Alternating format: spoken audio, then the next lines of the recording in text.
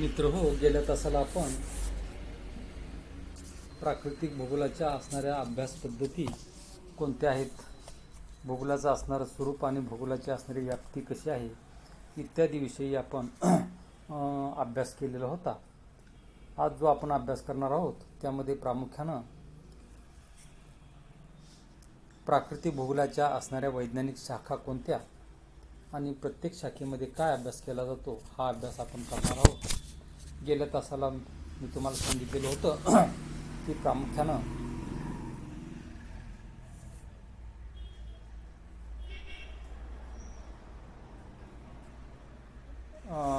भूगोलाच्या असणाऱ्या ज्या अभ्यास पद्धती आहेत त्या अभ्यास पद्धती 3 प्रकारच्या आहेत. पहिली जी आहे ती म्हणजे निरीक्षणात्मक अभ्यास पद्धती, दुसरी जी आपण अभ्यासलेली होती ती म्हणजे वर्णनात्मक अभ्यास पद्धती आणि तिसरी जी आपण पाहिली ती म्हणजे सैद्धांतिक अभ्यास पद्धती. आता सैद्धांतिक अभ्यास पद्धती अभ्यासत असताना मी तुम्हाला सांगितलं की प्राकृतिक भूगोलाचा अभ्यास अनेक संकल्पना व सिद्धांताच्या साह्याने केला जातो. त्यामुळे त्यात निष्कर्ष मांडणे सुलभ जाते. उदाहरणार्थ, कोणताही भूआकार हा भूस्तर रचना, प्रक्रिया व स्थिती या तिघांच्या सामायिक परिणामांचा परिणाम म्हणून हा निर्माण झालेला असतो. आता डेव्हिस यांची एक संकल्पना होती की डेव्हिस यांनी मांडलेली जी संकल्पना होती ती कोणती, तर भूक्षरण होतं. नदीचा असणाऱ्या वहन हे जरी आपल्याला पाण्याचा एक प्रवाह दिसत असला तरी तिचा उगम असेल, तिचा असणारा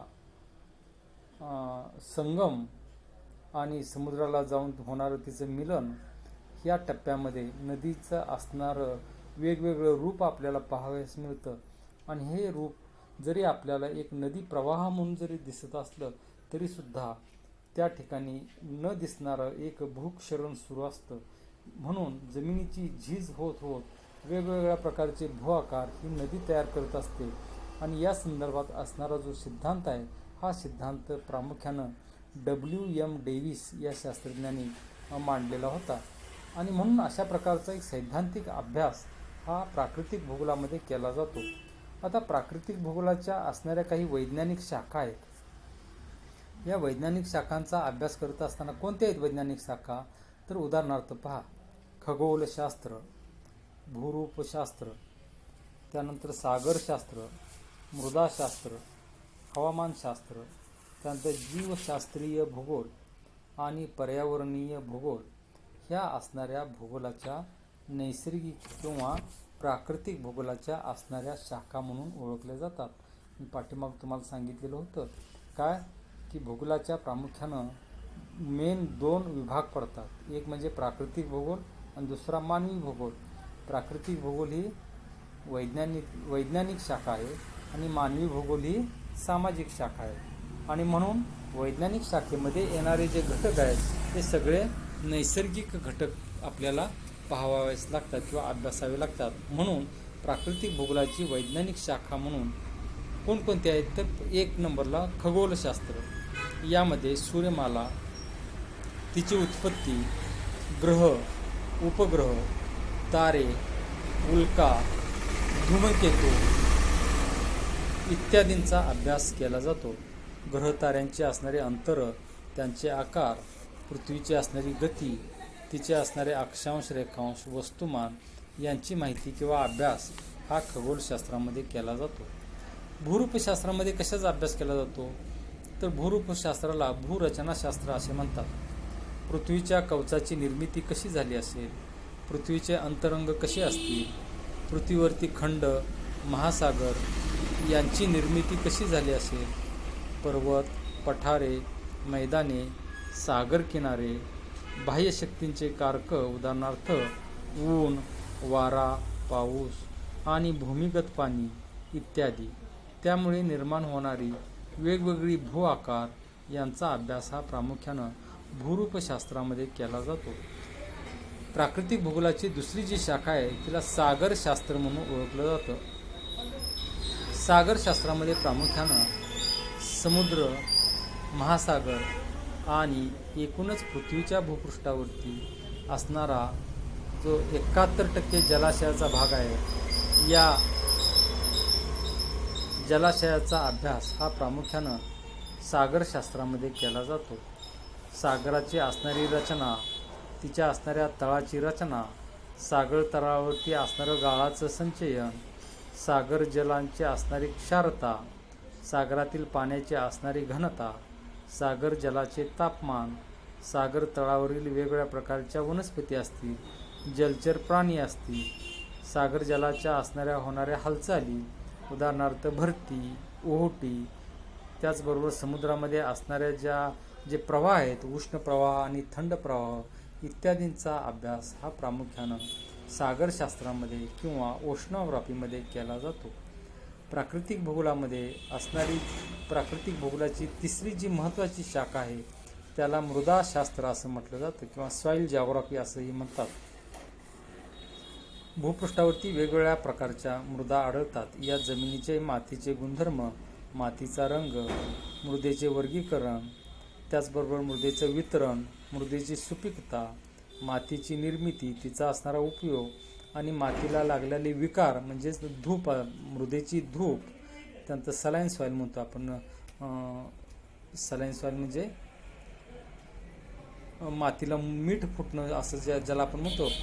जमीन क्षारफळ होणं, क्षारफळ, या अशा प्रकारचे जे व्याधी आहेत या व्याधींचा सुद्धा अभ्यास हा प्रामुख्यानं सॉईल जिओग्राफीमध्ये केला जातो. पुढची जी शाखा आहे ती म्हणजे हवामानशास्त्र. आता पृथ्वीच्या भूपृष्ठावरती वेगवेगळ्या प्रकारचे गॅसेस किंवा वायुमंडल आहे त्याचा अभ्यास हा हवामानशास्त्रामध्ये किंवा क्लायमॅटॉलॉजीमध्ये केला जातो. आता याचा अभ्यास करत असताना प्रामुख्यानं हवेमध्ये असणारं तापमान, हवेमध्ये असणारे विविध घटक, हवेचं असणारे सौरशक्तीचा परिणाम, आर्द्रता, पर्जन्य, ढग, वायुभार, वारे, दव, धुके, दहिवर, गारा यांचा पृथ्वीच्या भूपृष्ठावरती असणाऱ्या सजीवावरती काय काय परिणाम होतो यांचा अभ्यास हा प्रामुख्यानं या शाखेमध्ये केला जातो. पुढची जी शाखा आहे ती म्हणजे जैविक भूगोल किंवा जीवशास्त्रीय भूगोल म्हणून ओळखली जाते. यामध्ये प्रामुख्यानं वनस्पती प्राण्यांचे प्रकार, त्यांचे उपयोग, गुणधर्म, वनस्पती आणि प्राणी यांचं असणारे वितरण, काही प्राणी हे वाळवंटी प्रदेशामध्ये पाहावयास मिळतात, काही प्राणी हे जंगलामध्ये पाहावयास मिळतात, तर काही जलचर प्राणी महासागरामध्ये, समुद्रामध्ये, पाण्यामध्ये पाहावयास मिळतात. यांचा अभ्यास हा जैविक भूगोलामध्ये केला जातो.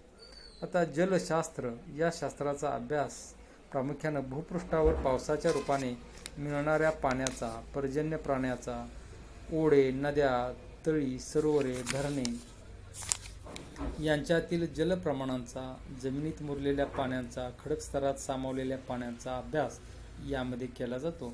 आणि शेवटची जी शाखा आहे ती शाखा म्हणजे पर्यावरणशास्त्र. आता पर्यावरणशास्त्रामध्ये प्रामुख्यानं ही एक प्राकृतिक भूगोलाची महत्त्वाची ज्ञानशाखा म्हणून ओळखली जाते. निसर्ग आणि पर्यावरण व मानव यांचा परस्पर संबंधाचा अभ्यास यामध्ये केला जातो. नैसर्गिक व सांस्कृतिक घटकांच्या वितरणांचे यातून विश्लेषण केले जाते आणि म्हणून पर्यावरण भूगोल ही एक महत्त्वाची ज्ञानशाखा म्हणून ओळखली जाते. आता प्राकृतिक भूगोलाचा समाजशास्त्राशी येणारा संबंध. तर प्राकृतिक भूगोलाचा समाजशास्त्राशी अतिशय मोठ्या प्रमाणात सहसंबंध येत असतो. आता याचा ज्यावेळी आपण विचार करू त्यावेळी काय आपल्याला दिसतं तर प्रामुख्यानं man is a child of earth असं म्हटलं जातं की मनुष्य काय आहे तर मनुष्य हे एक पृथ्वीचं अपत्य आहे असं मानलं जातं.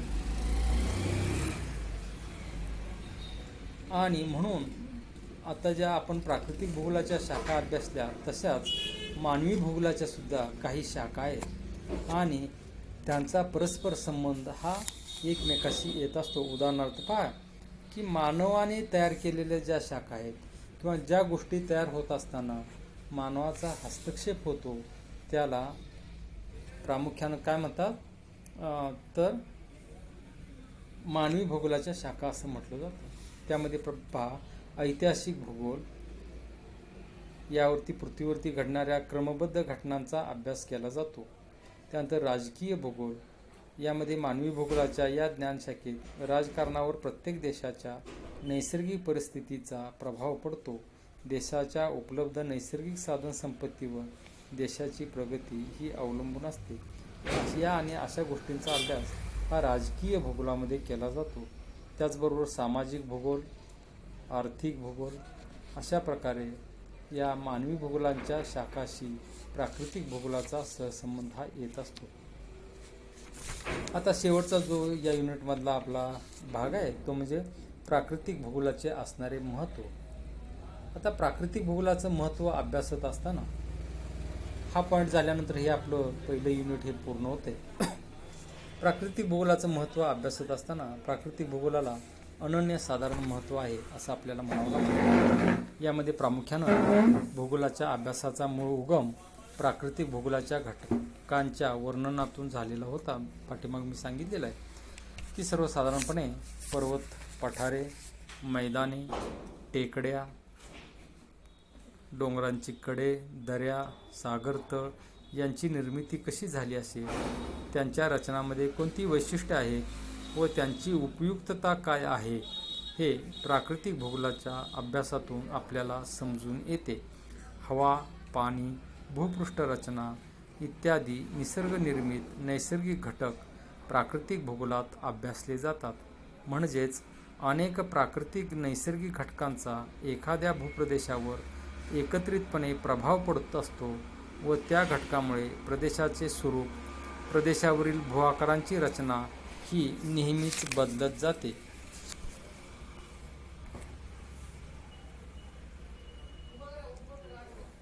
आता प्रामुख्यानं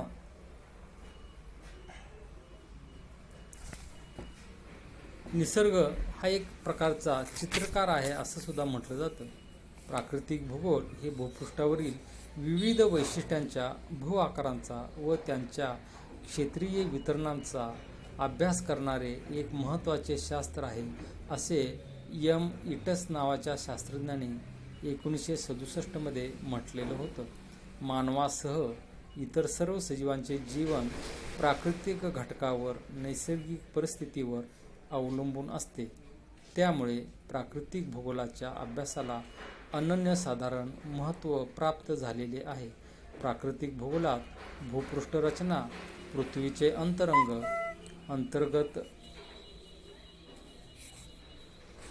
अंतर्गत भूकंप, ज्वालामुखी आणि बहिर्गत हालचाली, उदाहरणार्थ ऊन, वारा, पाऊस, नद्या इत्यादी भौतिक क्रिया, प्रक्रिया इत्यादी नैसर्गिक घटकांच्या बरोबरच विश्व, सूर्यमालिकेतील पृथ्वीचे स्थान, सौरमंडल, ग्रह, तारे, पृथ्वी व पृथ्वीवरील सजीवसृष्टी यांचा अभ्यास हा केला जातो.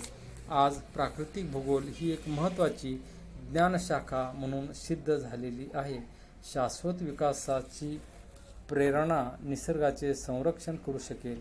निसर्ग घटकांचे मोजमाप करण्यासाठी, प्राकृतिक घटकांचे मापन करण्यासाठी सध्या माहिती व तंत्रज्ञानाचा प्रभाव उपयोगी पडत असलेला आपल्याला दिसून येतो.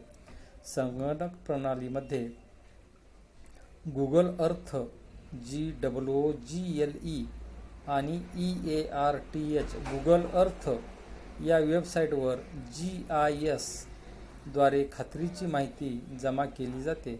हवामान, वनस्पती, जमीन इत्यादी घटकांच्या वितरणांचे अचूक मोजमाप करता येते. त्यातून पर्यावरण संरक्षणासाठी योग्य दिशा ही प्रामुख्यानं प्राप्त होते. तर अशा प्रकारे प्राकृतिक भूगोलाचं असणारं अनन्यसाधारण महत्त्व आपल्याला दिसून येतं.